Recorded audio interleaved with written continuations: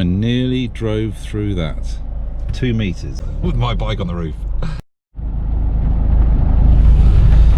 Pay and display, no overnight parking.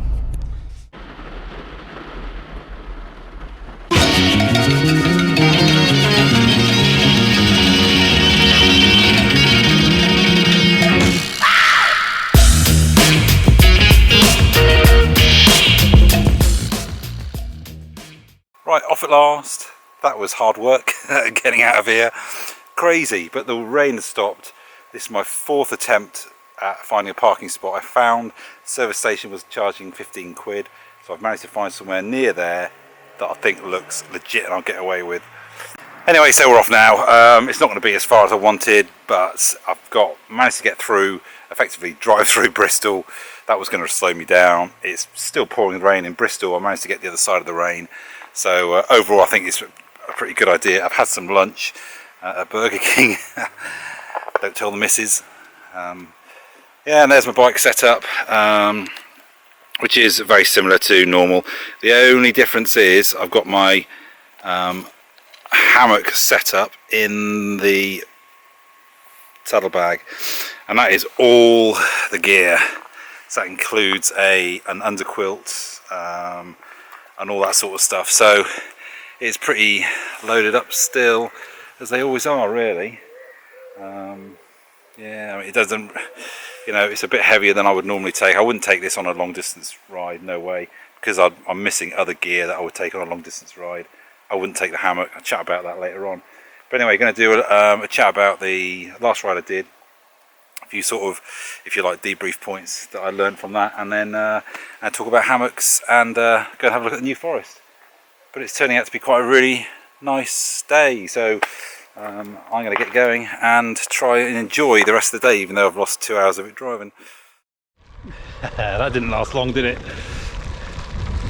Yeah, I got my luminous backpack cover on, everything. No point being uncomfortable. Yeah, the rain's coming. I think I'm going to get rain really much throughout the day. My only concern with that is the cook set I brought is a wood burning cook set, so I need to find some dry wood. Berkeley is a pretty place. Smells like my grandma.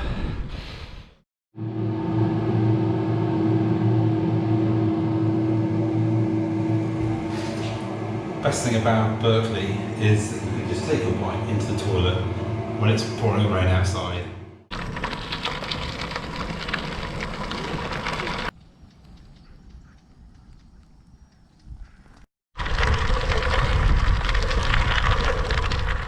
Right, so onto the canal now. Takes me up to Frampton, I think, and then a bit more road, then back onto the canal for Gloucester. But yeah, so the trip I did with Chris, things I learnt there. Number one, tighten up your bolts. So I had an issue with my through axle and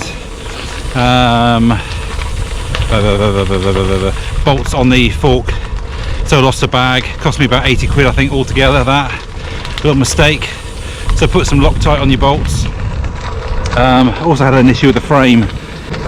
Yeah, so I thought the frame was going to be all protected, basically being titanium, but no, that's not the case. It's basically the MASON frame is, I think, bead blasted or something blasted to make it look rough, to make it rough. And the snag with that is that it's not polished. So if you put a bag on there that rubs against the frame a lot, then you're going to get a polished frame. So you get these odd marks. So on the down tube, where the bottom of my frame bag at the front touches the down tube, because of all the bouncing around, that had basically polished a little section, so it looks a little bit odd. So I've now put on some protective helicopter tape, which unfortunately all I've got is the shiny stuff, the gloss. So this winter I'll take all of that off and put some matte helicopter tape on. But I basically emailed MASON, and they said, yeah, sorry, that's how it is. But that they would, after if I leave it for a little bit and send it back in, that they would do the repair it or redo it, just for the cost of the postage, which is really good of them. But you buy a titanium frame, you don't expect it to be less durable to frame bags than a painted aluminium bike. But there we go, lesson learned. Okay, the next issue was our planning.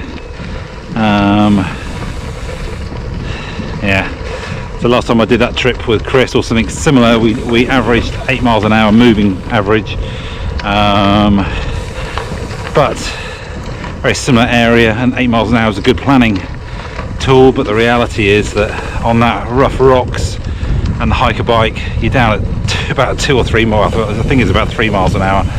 Yeah, so that made a massive difference to our planning.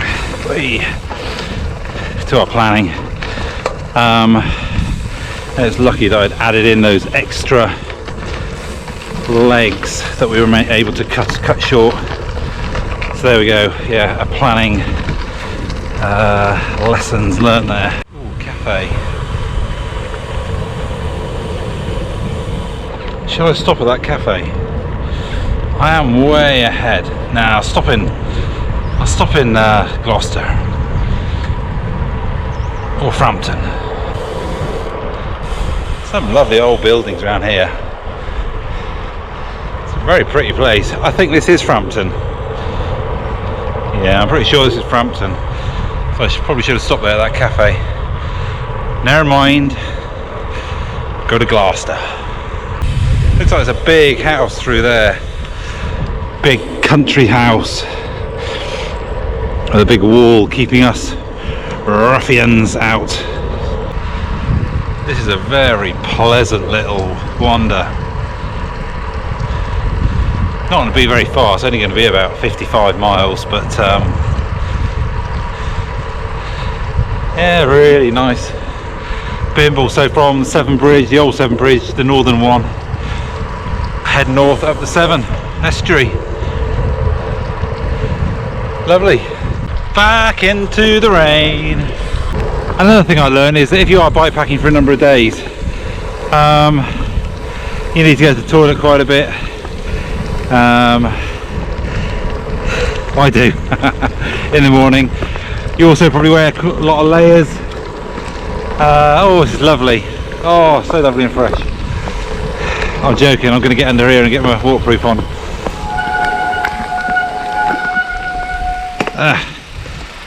There we go. You're probably going to wear lots of layers. Now if you put your bib shorts on, you got your straps go over your shoulders, and then you've got a load of layers on top of that. So a couple of trips ago, I was caught short with needing to go to the toilet, and I needed to go really quickly first thing in the morning, and I had a whole load of layers on, and it was literally touch and go. It was very unpleasant.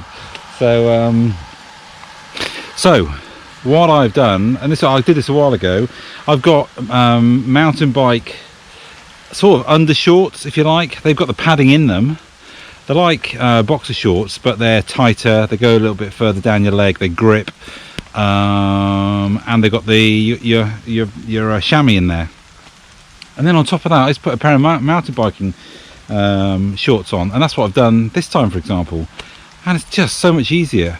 If I was doing a long distance bike ride, then I would take proper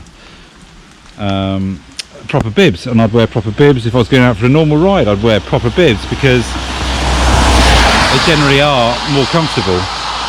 These do get a little bit, you've got to give it a little wiggle every now and then to get comfy, but just ease of use while you're doing your ride, these are so much better. And I can take one pair of shorts and just have two pairs of the much lighter one that I'm wearing, and one that's in my bag, of the much lighter sort of underpants things with the chamois built in, if you see what I mean. Anyway, they were quite expensive, I'll be honest, but they are absolutely my number one choice to go to now if I'm doing any bike packing. There we go. Let's sort of sit here and wait. I'm about an hour and a half ahead of my planned timing, so I love the sound of rain. I love it. Hopefully it'll rain tonight. Hopefully get some thunderstorms tonight in the forest. But as long as the wind's not high. If the wind's high, I'm out. But yeah, I love the rain in the forest. Anyway, waterproof.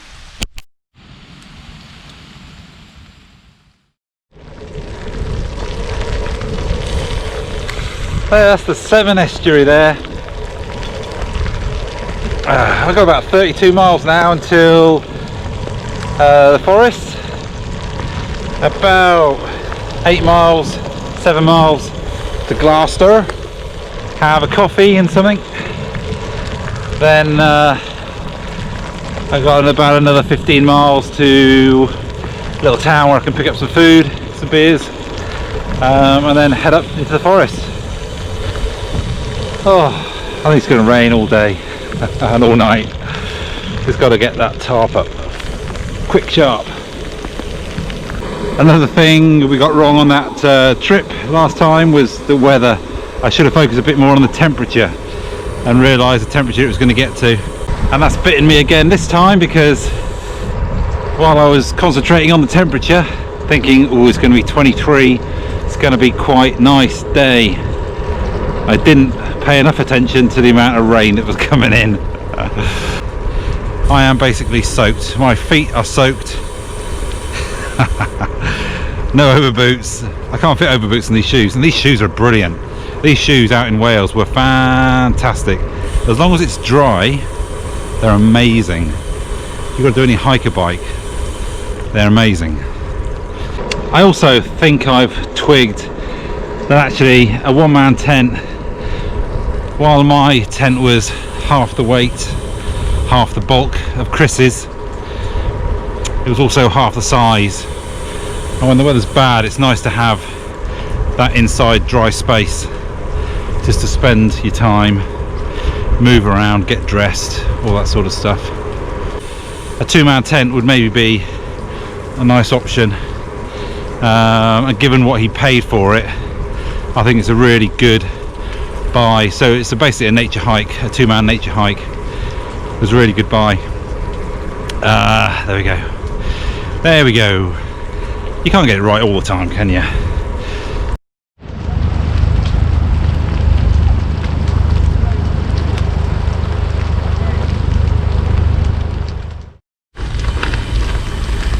Oh,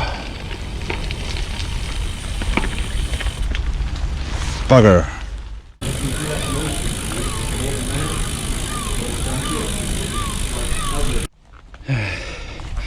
There's a place called Cinderford up here, and right on top of the hill, which I could see from the bottom, which is painful looking up at it. About another 300 feet climbing, and then we're there. Stock up with food, a couple of beers, and then into the forest. Now, all I'm going to say about Cinderford is you don't want to have a puncture there. You want to keep moving. But yeah, I'm getting out of here. I'm going to get as many miles as I can away from there before dark. Going into the forest now. But I've heard people talking about parties and raves and things going on. Yeah, it's 20 past 6. Anyway, yeah, I need to put some miles between me and that place. I imagine there are locals who come out here and for the weekend and have a bit of fun. Squeal! Squeal!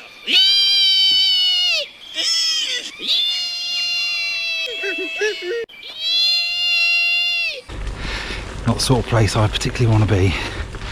So I was going to stay quite local to this town, but when I got there I decided that would not be a good idea, and we're going to put some miles down now.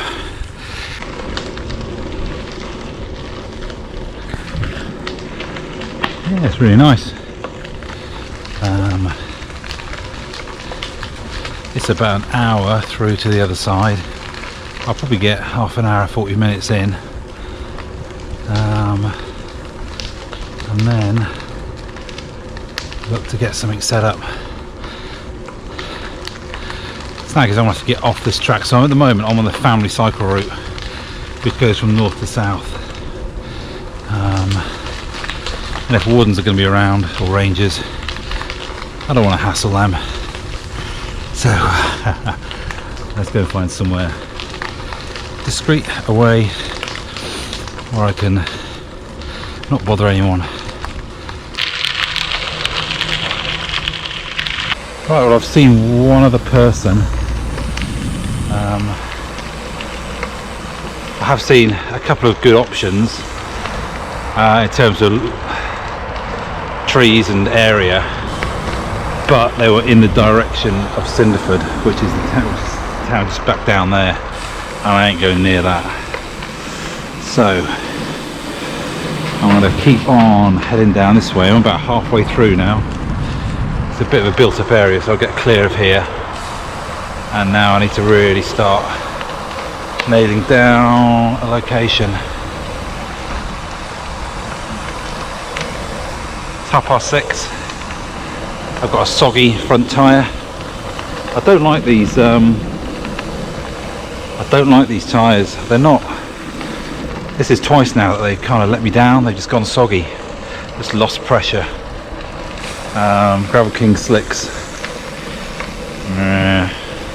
They're okay on the road and they are nice and fast and light, but they it's twice they've let me down with hunts. Maybe it's just this bit with hunt, I don't know. But yeah, I'm not going to do them again. I'll go for something else.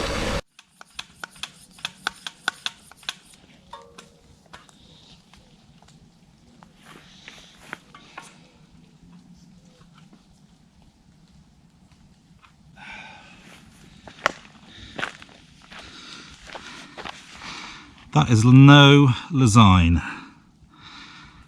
It is slow, and that doesn't really go on very easily. Nice bit of kit, but I don't know about big tyres. Right, I've got a fairly good location here. I think just over there.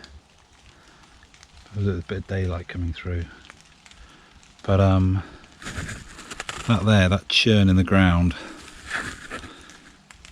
is, I think, from wild boar, from the video that I saw where they've just churned it all up.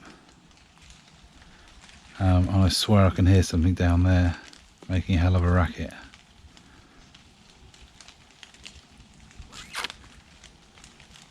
I haven't seen anyone else in the forest though, except there's one mountain biker who clearly knew what I was off to do.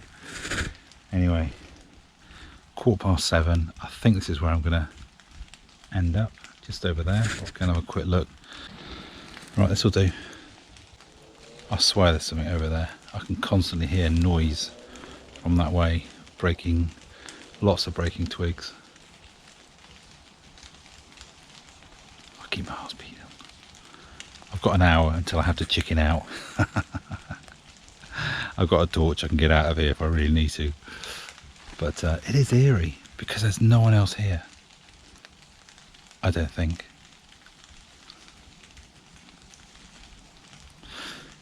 It is eerie.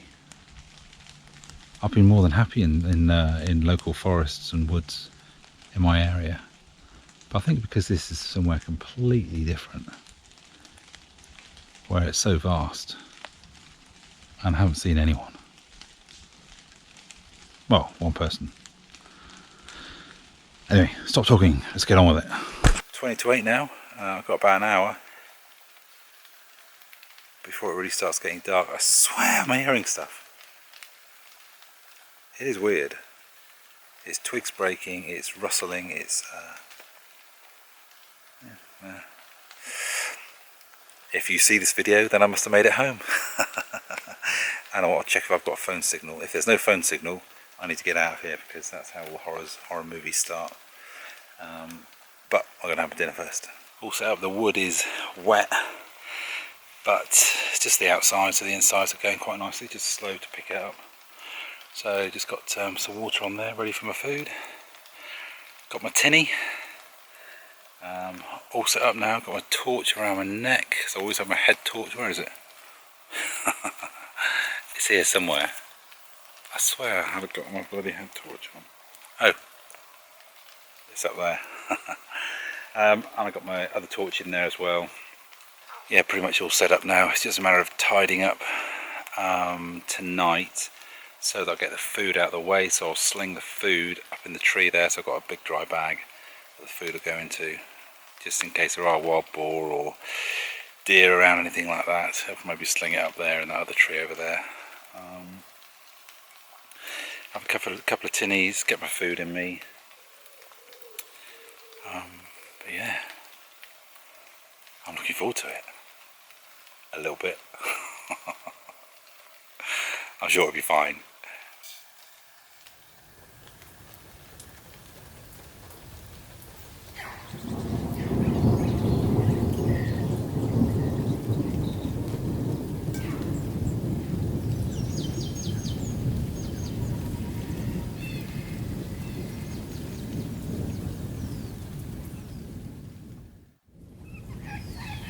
Well, I'll tell you what else I've done.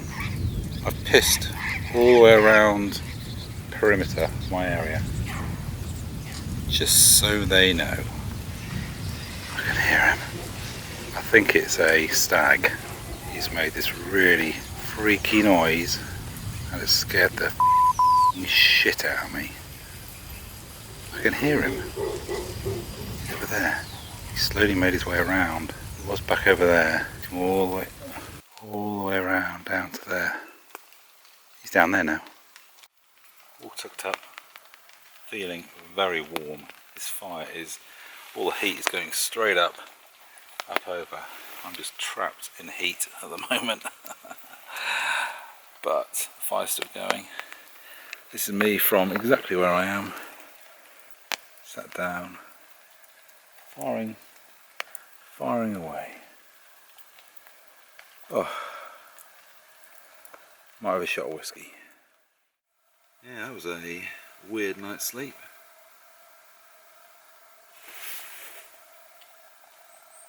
Woken up by a deer just now, who bolted from about over there, about 8, 9, 10 feet away over there. Yeah, lots of rustling around me all night.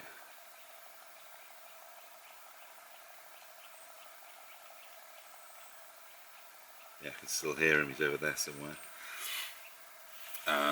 Yeah, I could hear him breathe late last night, probably about midnight. I had one right next to me. I could hear him snorting away right next to me. It's all just deer. But this thing's brilliant. It got me an extra couple of hours kip.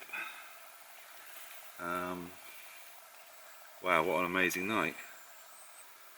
I'm now going to go and explore for about an hour around the forest trails, go down to the lakes, see what it's like, maybe bring the family back here.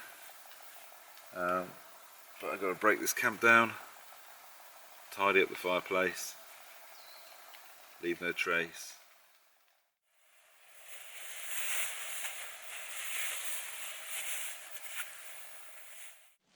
That was seriously comfortable. I think there is rain coming in today. Yeah, here we go. Yeah, I'm having a really lazy start. So unfortunately, while camping at the moment in the UK is very poorly thought of, I think. Because people are going out and they're not wild campers, they're just people who are going camping in the woods, and so they just take a shit and just leave it all there. It's just gross. Anyway, so they're not wild campers. You know, there are certain rules that you just got to follow if you're going to do this. Anyway, I think wild camping goes really nicely with bikepacking. I love riding my bike. I love cycling through and exploring new places like this, which I'm going to do for about an hour now, I think, once I've packed everything up. And I love just staying out in the wild and putting myself outside of my comfort zone, which I was last night. I was definitely outside my comfort zone. You know, I've been in lots of woods and stayed, but this wood again was eerie.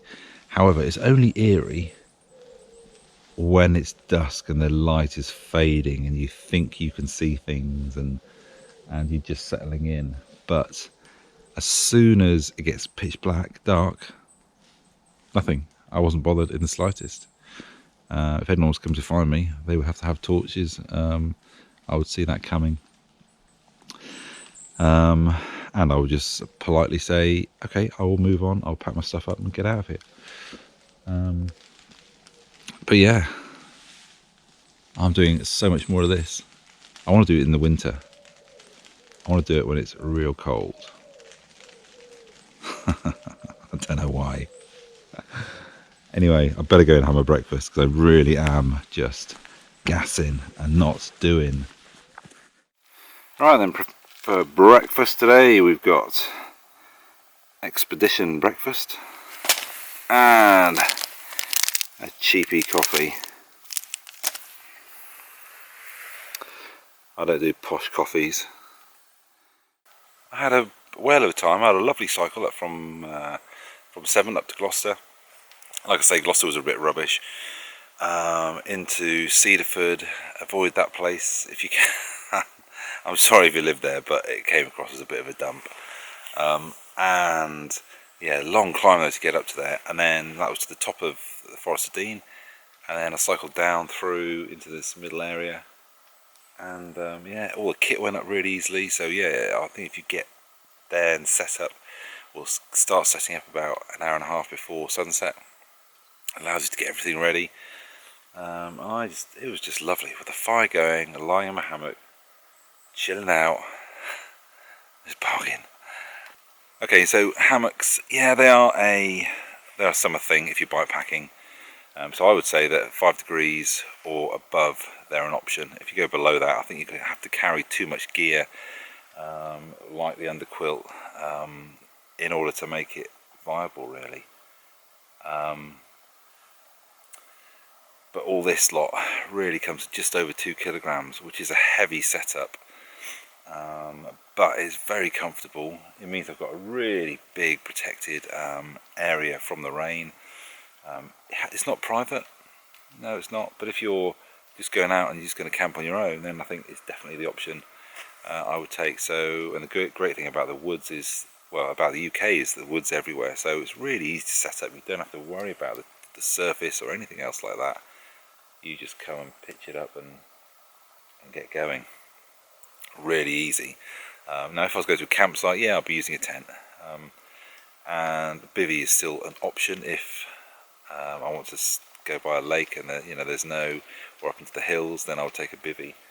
But if there's an option for the woods, yeah, I would take this, particularly on a warm night. So, and I didn't have to take a big sleeping bag as well, because I just had the two sleeping bag inners, which works really well. Yeah, it's fantastic. I love it. I'm definitely doing more of this. So yeah, it was just beautiful last night. I love bikepacking. There we go, packed up, leave no trace. I think everyone does this if they go out and camp out, because it leaves some evidence that I've left nothing. So that was dug down. I've dug up into the fire, doused it down with all my remaining water, and covered it all over. The poo I took earlier is probably about 4 to 5 inches deep. I've taken the toilet paper with me. I've left no rubbish. That's how it should be done. Not these people who are out at the moment abusing the countryside and killing it for everyone else. Anyway, there we go. Tyre is pumped up. Yeah, it lost some pressure, but not a lot last night, so I don't know what's going on with my front tyre. Just losing pressure. But yeah, I think it's about 25 miles back to the bridge. See how this goes. But let's go and have a little bit of fun in the gravel. Yeah, it's really quiet out here. Really quiet. Love this place. Yeah, so I could really come out here and just explore. Let's see if we can get onto the family track, which is a little bit smoother.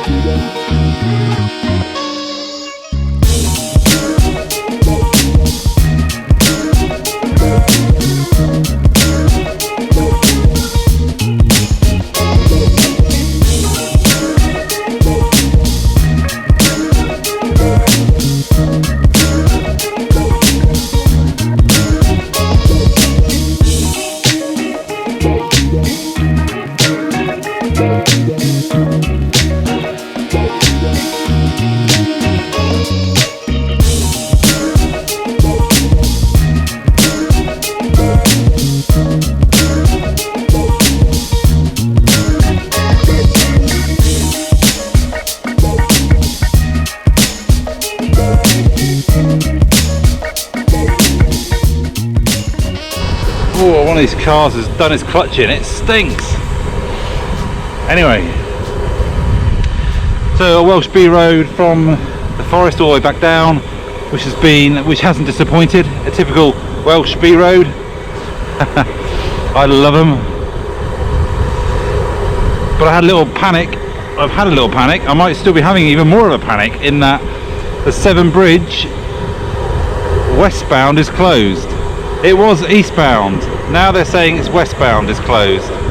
Does that include cycle paths?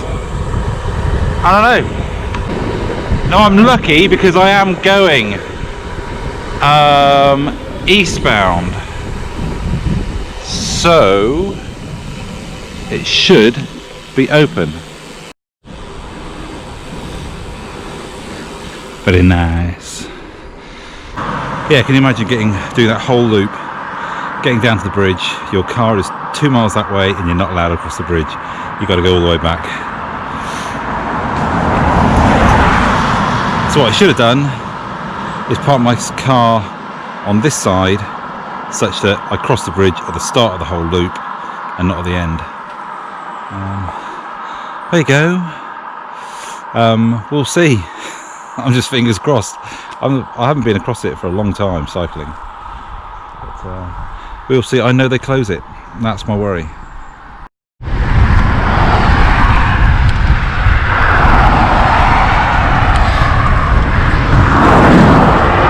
Well, it's open. That's lucky. Because if it hadn't been, I would have been 80 miles back the other way.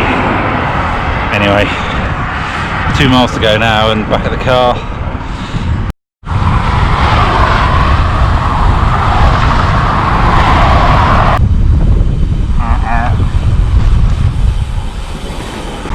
Do I deserve a Burger King and a Costa coffee? And my car's still here. Right, that's it, done. So that was a loop of the Severn Estuary from probably the wrong side of the bridge up to Gloucester, around the top, an overnight stay in Forest Dean. So the whole lot was 55 miles, that bit, and then the last little bit was 25 miles of B roads and tracks and trails, and yeah, really a fun 80 miles in total. A really fun route. Just one little nasty bit, but I love the camping. That was great, having the fire going, just laying in the hammock, listening to the rain. That's it. That was just sweet, just sweet. I love bikepacking when I can combine a really nice route, not great up around Gloucester, but otherwise a really nice route, with a little bit of staying out in the wild. Yeah, great fun. Right, so Burger King and Costa Coffee, obviously.